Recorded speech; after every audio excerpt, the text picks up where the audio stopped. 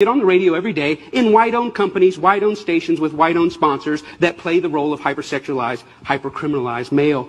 I ask these advertisers, I say, I've got hundreds of songs a day that celebrate killing animals. Will you put them on your station? They said, no. I got hundreds of songs a day that talk about assaulting women and abusing kids. Would you put them on your station? They said, no. I said, I got hundreds of songs a day that talk about murdering blacks. Would you put them on your stations? They said, well, that depends.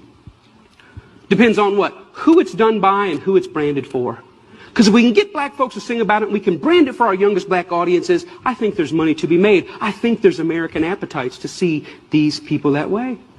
I said, how can you say that? They said, well, look, it's what these artists know. It's what they, black people, create. It's, matter of fact, our surveys say it's what they want to hear, which speaks of a sickness. How do we live in a society where somebody says, you know what, I'm inspired to write a song that celebrates murdering another person. And then a person says, I'd like to put that on my station. Another person said, I'd like to pay for it. And then there's people out here in the audience that go, I'd love to hear it, as long as it's black guys. Because even white people buy rap music, buy this type of stuff, because we know that when we want to hear about killing each other, we know who to turn to for that type of inspiration.